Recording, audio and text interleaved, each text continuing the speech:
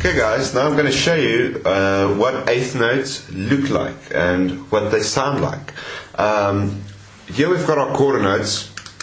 Remember, we count quarter notes 1, 2, 3, 4.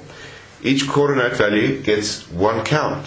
Now in the previous snap, or in the previous section, I gave you the circle method where I discussed eighth notes.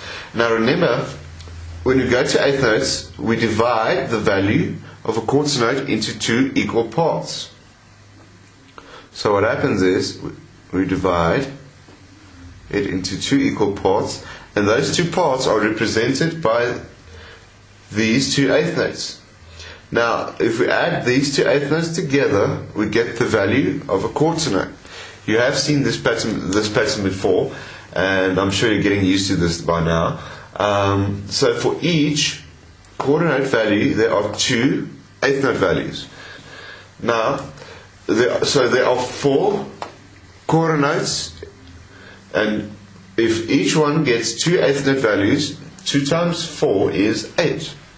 So then basically we divided something into 8 pieces, and now that something is measured by time. Now, and in other words, a metronome. And what I'll be playing to you is an example where I compare the value of a whole note to the half note, and from there I work my way down to quarter notes and eighth notes. Now, the eighth note works like this.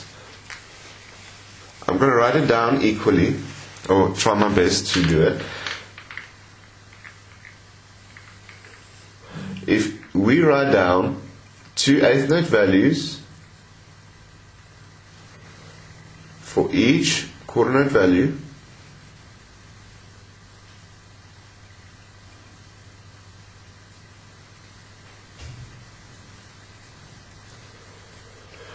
we can see there are 1, 2, 3, 4, 5, 6, 7, 8. Now we count. Let's write down the quarter note counting with this. Just the count. I want to show you where this ends up at. So there's 1, 2, 3, 4. But the problem is, we have to, with counting, whenever you count, you want to represent each note that is written by making a sound so that you can hear the rhythm. Now, here we are missing each second eighth note.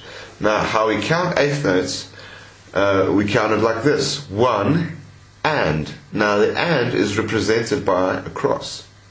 1 and, 2 and, 3 and, 4 and. And I'll show you the acceleration chart where I added the eighth notes to the acceleration chart.